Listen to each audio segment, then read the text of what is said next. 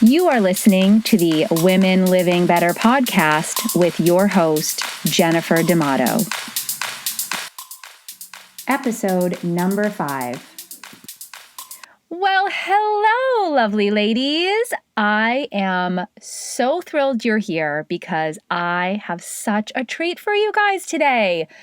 On the Women Living Better podcast, we have my dear friend, certified life coach, Enneagram coach, Hillary McCaskey of It Takes Bravery Coaching.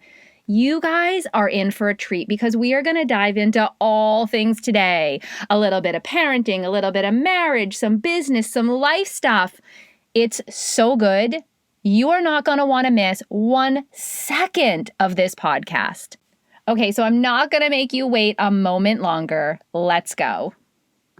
All right, as promised, Hillary is with us. My dear friend, certified life coach, certified Enneagram coach, and just overall, like, gorgeous woman. Hillary, Aww. Thank you so much for coming on the Women Living Better podcast today. So glad you're here. Oh, thank you so much for having me. Literally, this is truly an honor for me, and I'm excited to see what God's going to do during this call. So good. So good. Okay. Now I think we should start right off because I know there's probably some lovely ladies listening who are like, what's the Enneagram? And I know for me, that was definitely where I started, like, what is this thing that you do? And I need to know more. So would you mind even just kind of giving us a little blurb, something to help us understand what this thing is? Because I know it seems to be becoming more mainstream. Like, I'm seeing celebrities talking about it, like, which is so cool. But would you just kind of walk us through what exactly it is? Yes, absolutely. I mean, there is so much Enneagram buzz right now. It's crazy. And I would love to kind of let you know exactly what it is, because I think there is a lot of confusion out there. And so what the Enneagram is, it's just a tool. It's a personality tool. I teach kind of like a biblical approach to it. There's lots of different ways, but what I feel God has called me to do is teach a biblical approach. So it kind of points us back to God and towards God. And the Enneagram, it's a circle. Like, you'll see, it's a circle with 9 numbers, and each number kind of has a title. The titles don't, necessarily mean a ton, nor do the numbers. The numbers actually mean nothing, but it just kind of helps us identify each part. And so, like I said, you have 9 parts to it. And for example, I'm a type 9 on the Enneagram, which would be called the peacemaker. And you're a type 3 on the Enneagram, which is called the achiever. And it's really reveals what makes, okay, let me go back. What makes the Enneagram different from other personality tests is the Enneagram reveals the why behind the things we think, say, and do. And I find that extremely important in my business of life coaching. And so I've kind of paired those two together, and it gives me clarity. It gives the client clarity. And and so that's kind of like what it is and how I use it in my business. Does that explain it? Yeah, that's really good. You said something there, and you actually, so for those of you who also don't know, Hillary has the most amazing YouTube channel explaining the Enneagram. Yes. I've had the pleasure of being on there, and we'll talk about that in just a minute because that was such a fun experience. But what you said there that I've kind of heard, and you just said it again, I love that you say it's a tool. Yes. I think that's so key because, I think there's a lot of personality tests, they call them, right? There are these personality tests out there and somehow defining you and putting you in this box. And that's not how you use the Enneagram at all, is it? No, it takes you right out of the box. And really what it helps us do is understand ourselves, our core motivations, our core desires.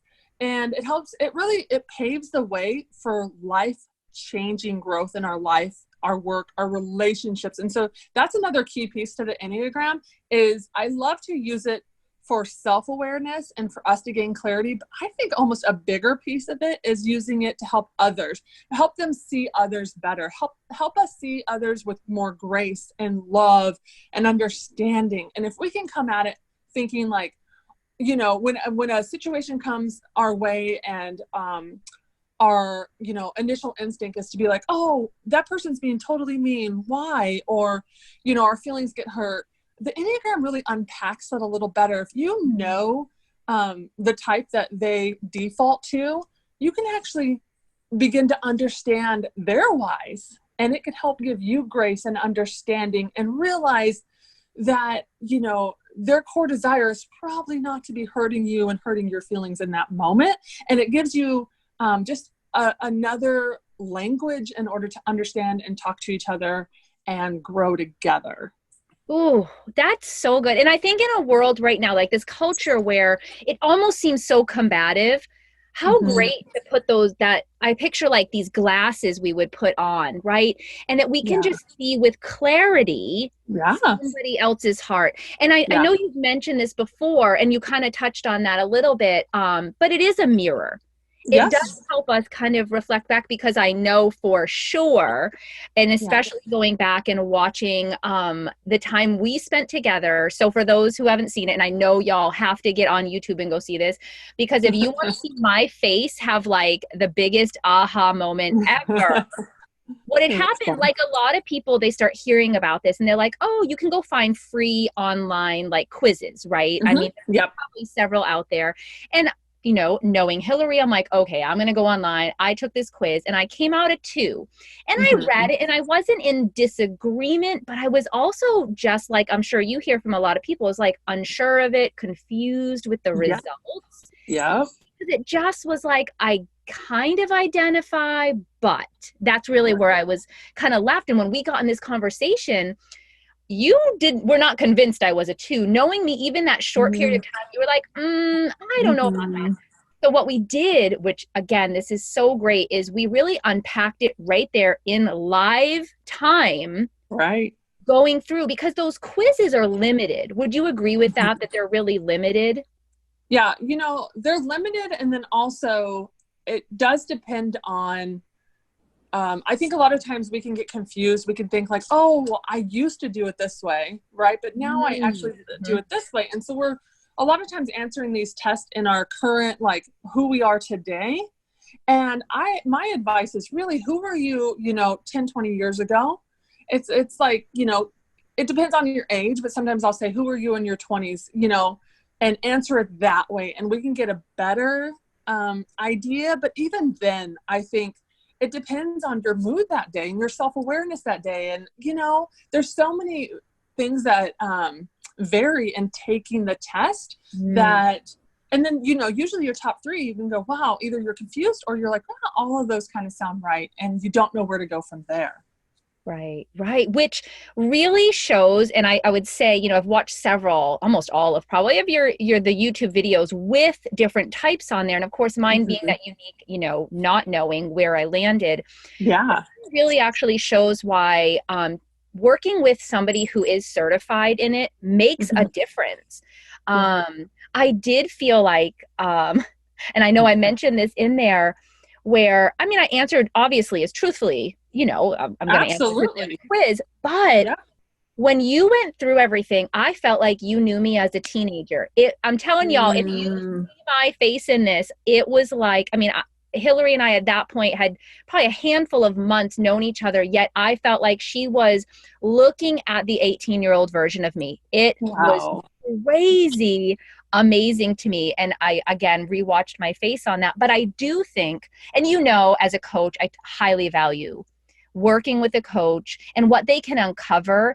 And I would say in this specific area, you are gifted in that. And you're gifted in it because you can help assess it. Not that you do not give anyone the number, but you do such a great job coaching them to see where they are. But I love too that it's not a box. You never put it in a box. It feels almost like there's fluidity to it. You know, that there's nothing confining about it. And actually, by the end of my particular, time with you, through that process, I felt freer. Oh, yeah. I mean, would you say you find that to be true when you work this process with clients?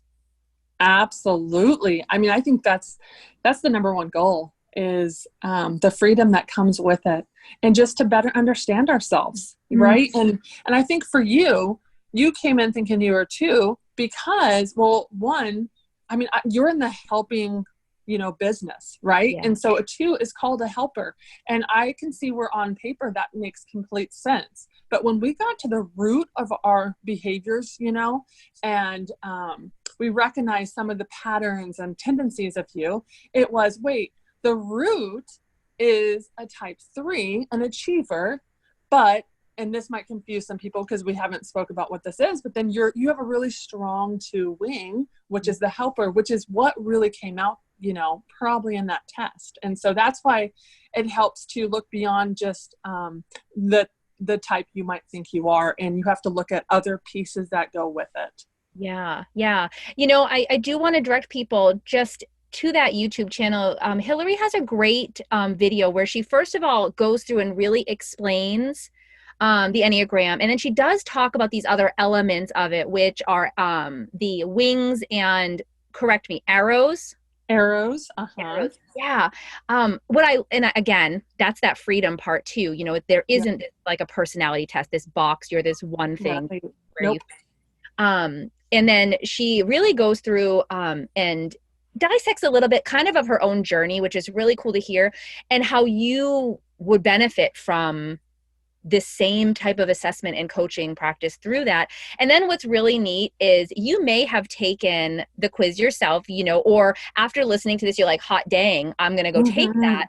And what's really neat is that maybe you end up like I did, and you're like, I'm a 2. Okay, I'm going to go watch Hillary's video of a 2, or came out a 7. And I'm going to go watch that interview she did with a 7. And then you might watch that and go, I don't really identify right that number. I actually, we have a friend on there, Candy, who went through that same process, which I thought was really neat, where, she had been given a number, but when she heard the narratives from that number, it just wasn't resonating with her.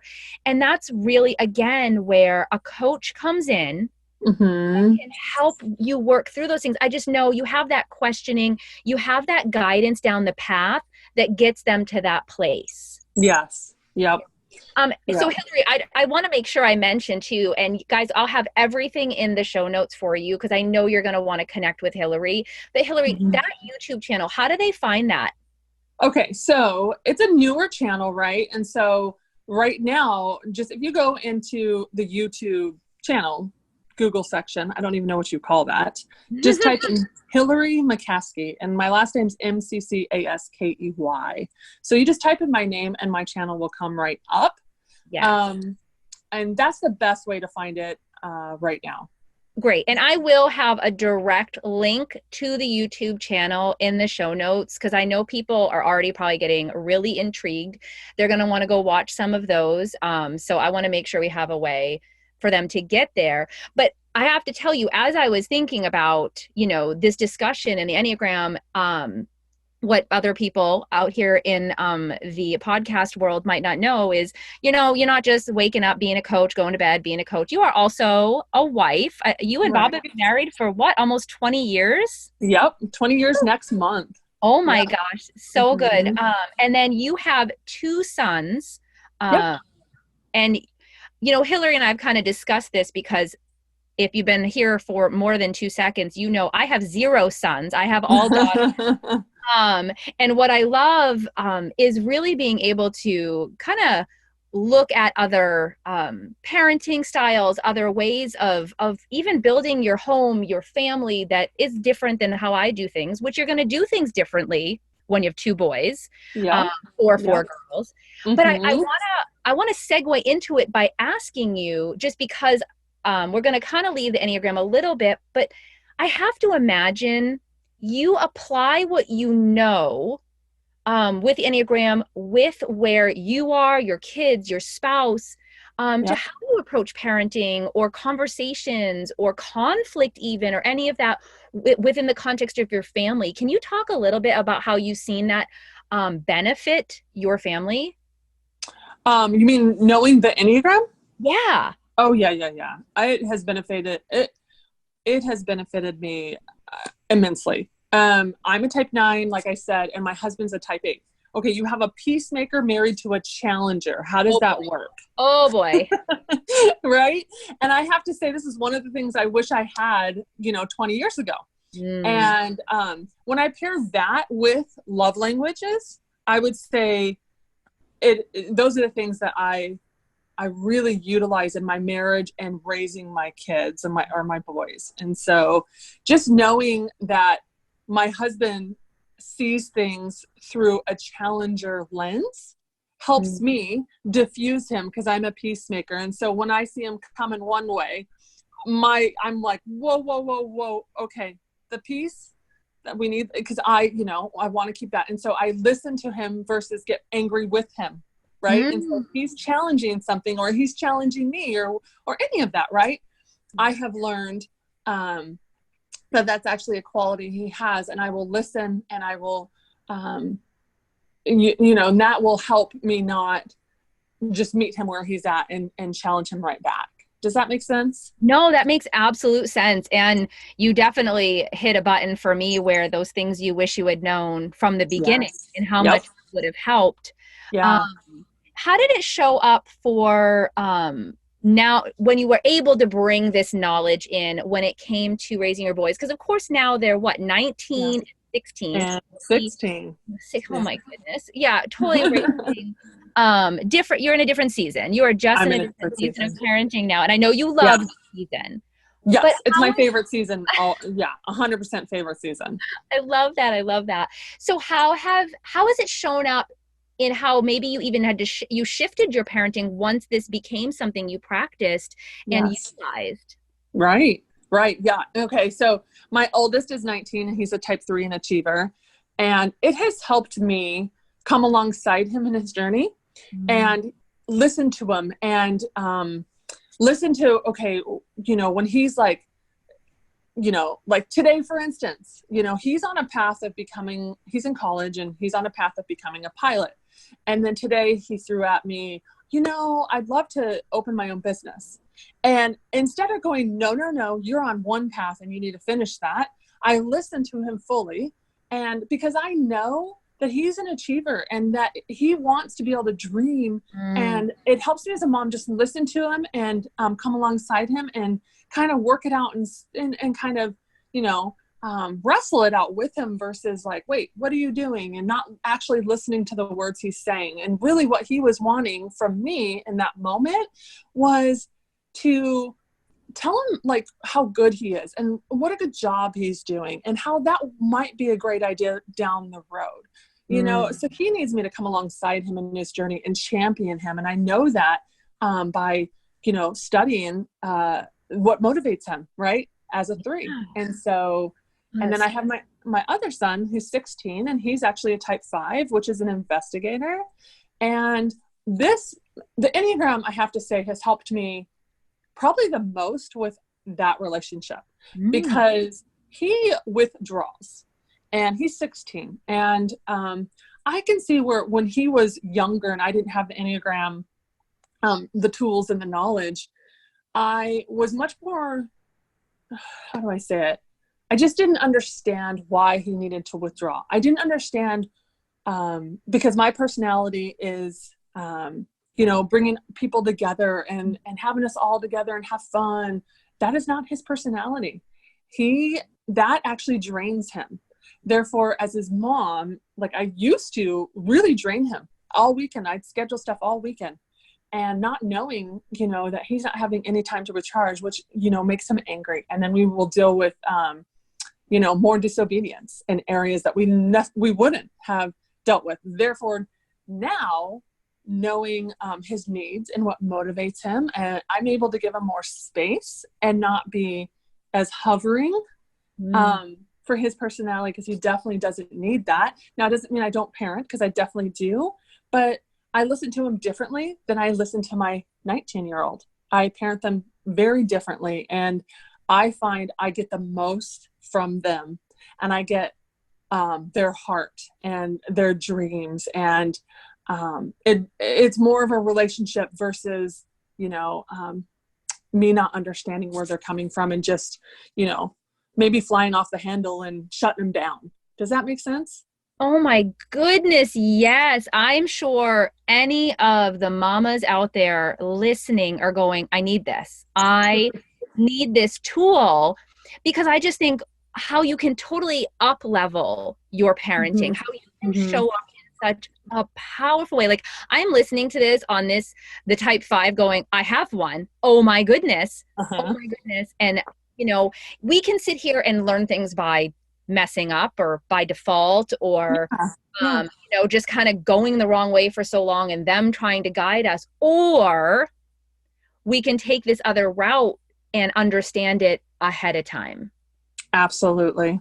Yeah. Wow, this is so good. Okay, speaking of raising these two boys, and I know you said this is your favorite season, which of course gets me excited because I'm about like a season or so behind you with my kids' ages, just starting this whole teenage world. And you just had Mm-hmm. your oldest graduate high school. Yes. What do you think's been the biggest shift that you see? Like, we're just entering teenager, kind of season to Mm-hmm.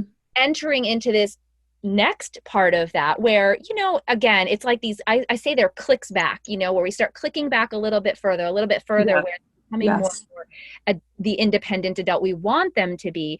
So what would Yes. you say Yeah. was the biggest, maybe even adjustment or change that you saw happen from the beginning of that season to now? The biggest change, okay, let me clarify. Are you talking about when he graduated to now? Or are you just saying high school to college, Yeah, or just from younger to high school? when he was first a teenager, and we do start Okay. shifting our parenting, right? Like Yes. then Yes. to what is it like Now. now? Okay. Okay. So I will say, I believe the teenage years are for, how do I say it? So I used to be a basketball player. So I think of it like that, where, okay, somebody has the ball, say, and I'm just kind of like, oh, how do I say it? Where I'm in front of them, and I've got my arms out, and I'm kind of seeing, where are they going to go? Where are they going to go? And I think that's how I've been in the high school years, where I'm here, and I've lent them enough rope to where if they make a bad decision, it will hurt, but I need it to now. And that's what I really believe in parenting, that these high school years. So, okay, one thing I want to say is, if you have younger kids out there and you are sowing so many seeds right now and you just feel like you're not seeing any fruit, hang on. Yes. Just remember, all the growing starts under the soil. And so you can't see it yet, but it's happening. So keep sowing the seeds. And I promise you, you will see the growth in the teenage years, which sounds crazy, but it's true. You start to see some of the growth come up out of the ground. And then even, now with my 19-year-old, I see some fruit.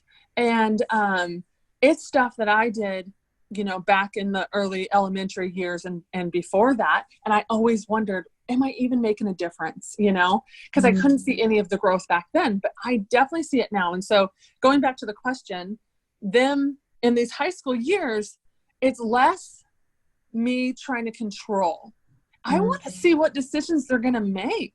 I do. I need to see. Now, of course, I don't want them to make anything that will, change the trajectory of their life, but that's why they're still with me. And if I didn't allow this in high school, then that would happen in college, and then it would change the trajectory of their life. So I feel like high school is so important for us parents to be having deep conversations with them. Where is their heart? What is behind it? What is the why behind what they're doing? And then also giving them enough room, and you're just kind of watching, and you're like, but believe me, I'm checking phones, I'm checking laptops, I'm checking history. Don't worry. I'm in it, but I'm not like overbearing, because I want to see, where are we going, and make sure we're continuing down the path God has for them. And then now that I have one in college, man, it's a lot more hands off. And I believe that all the hard work pays off even more now, and so I don't know, hopefully that gives you parents out there hope and like keep going. It's so worth it. And that's why I really believe that the teenage years have been my favorite, is because I have started to see things sprout up that I planted and their father planted and the church planted and the pastors and their, all these people that we're in community with and friendships planted 10 years ago or more. I'm seeing the sprouts now, and it's beautiful. Yeah. Oh, I think, that's so true. And I say to people all the time, you meet new people, you're in new community, and, they see what my kids are now, right? They see real time, here they are. And, my oldest being 14 and a half, and then, we're about to have another teenager in our house. And they see now what they don't see was the, leash I needed on my second born because she kept running out in the street and leaving us, or how many timeouts I cried through while they cried through. And they don't see the time spent reading books every night. They don't see the rubbing of the back, that you do to calm them down. They don't see all of that, right? But I think what you're saying is so true. And I know there's young mamas out there listening that when you're in the midst of it, right? You're in the heavy weighted part of that, toddlers, and I'd say anything 10 years old, where you're just like, I need to go, as my people here know, I need to go in the closet and hide times. When you're in the midst of that, you're not necessarily thinking about 19 years old. And what happens then, because the reality is, what I love how you're phrasing this, you're not going to see the fruit when they're a child, that it really is patience. I heard you say, without saying it, that you are being consistent. You said that without having to say that word. Like you are doing a lot of waiting while you're in the midst of watering that soil and putting the fertilizer down, and it's up to your knees fertilizer sometimes, right? You feel like you're trudging through the fertilizer. It smells like the fertilizer. On the boys, it was hard. Yeah. I can only imagine the smell of fertilizer raising a couple of boys.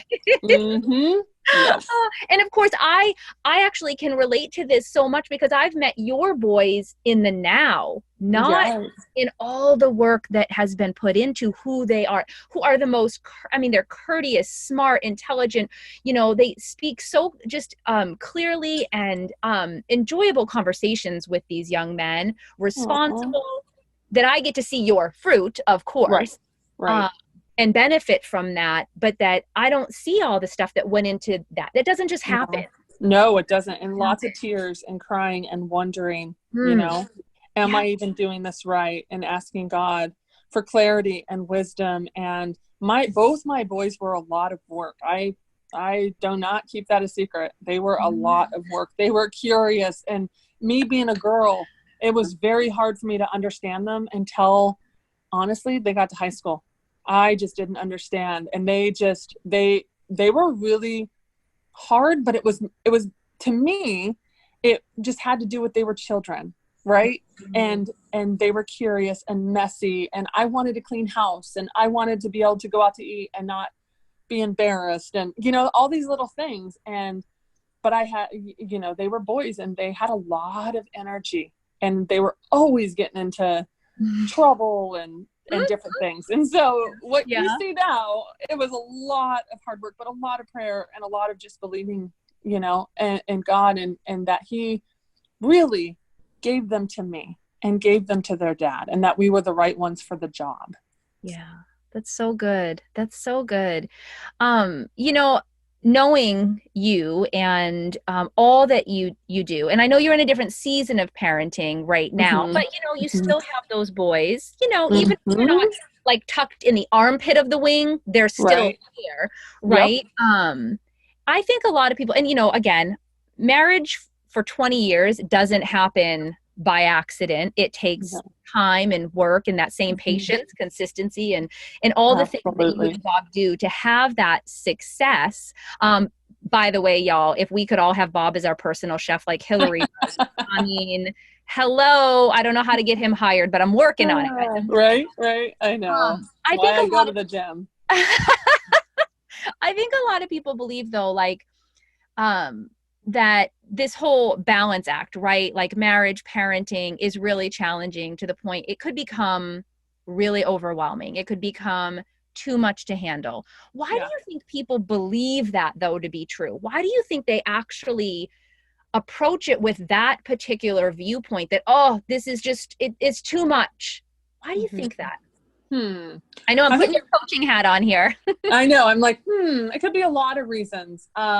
It depends. One reason could be that they're juggling, too many responsibilities.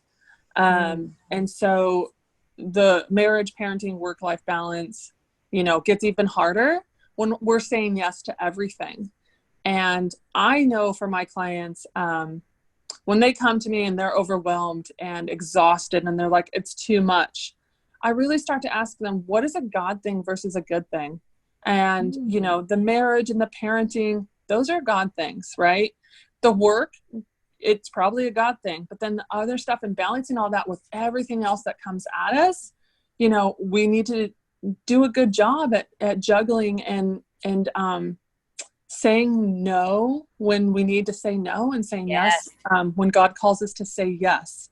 And not, I know I struggled with this when my kids were younger, and I said a lot of yeses that I do wish I would have said no. And I don't know. So I guess that would be one way I would say that, it becomes overwhelming and too much to handle. Yeah, that's so good. I really resonate so much with the power of the word no, that I wish I had known that those two letters had power back then. Yeah. I love their power now. Right. I feel like if I just, could utilize that one thing and tap it into other areas where it's like a superpower, right? Like I have the power to say no. Right. Okay.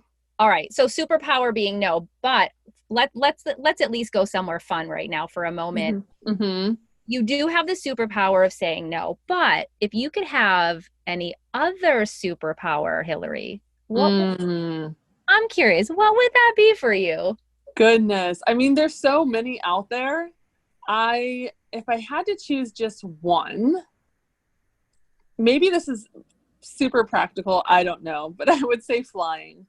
Ooh. I mean, if I'm going to just pick one fun one, I would say flying, because then I could just go when I needed to go, right? And, and just, I don't know, I actually struggle a little bit, I guess, with fear of flying. And so it would take that away. Wow. Which I'm sure, for those of you who don't know Hillary personally, her 19-year-old son is a pilot. I mean, this is what he's doing, is flying. So that could be a whole podcast for another day of your fear of flying, wanting to fly as a superpower, and your son being a pilot. I mean, we could probably dive into that for a little coaching session.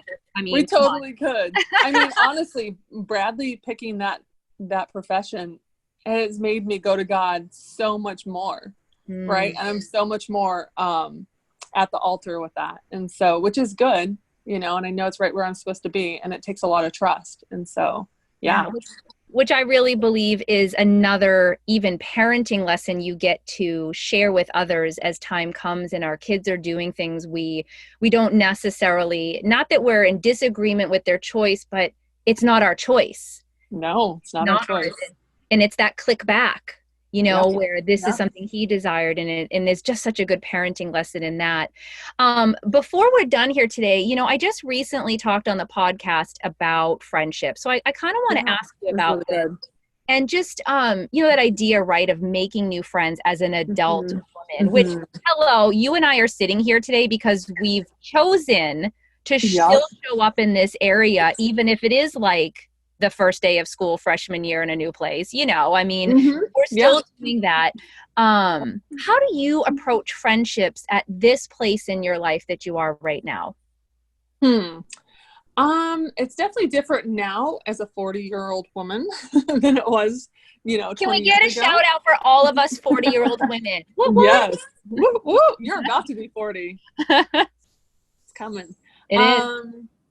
Yeah. So it can be a struggle. And I would say for me, the last 20 years, we've moved around a lot. And so I have a lot of experience in this area.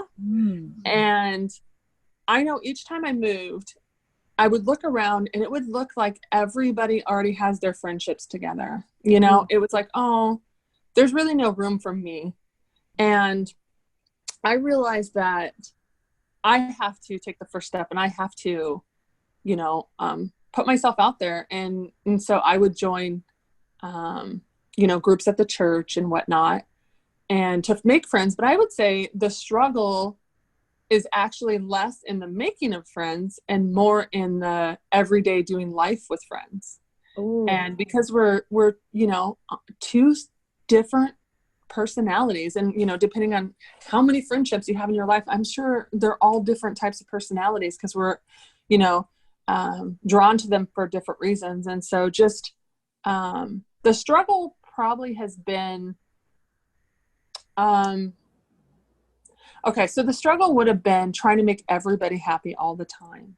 And so I did struggle with that a lot in my 20s and my early 30s where I was trying to be everything to everyone all the time, and then also, women, it could get messy. It can get messy. And my first instinct is being a peacemaker. And so for me, it was always trying to bring people together. Right. And so that's something that I believe is the gift that I have, is trying to bring everybody together. But it's hard. I would say friendship and relationships and the long-termness of it can be a struggle and it can be hard. And I really think God made us for community though. And it is important that we have friends and that we, join things whatever it may look like, to find, sometimes you want friendships that are in your same season, but then other times you need friendships that you're ahead of and you're behind. And so I just think that it's really important for women to have a little bit of all of it so that we can glean, love and information from each other and comfort and stuff. And we can be getting it and we can be giving it. And I think that's super important in friendship. So good. So good. And you know what? I love that because Hillary even just touched on a topic we're going to bring to the podcast here is I'm going to be talking about that mentor relationship in each wing of that, each way where you have someone ahead of you, you have someone behind you, and the benefits and why I actually firmly believe you need both in your life. Yes, you need people in the same season as you. That almost seems easier to accomplish. Right. It's the ones on the outsides of that.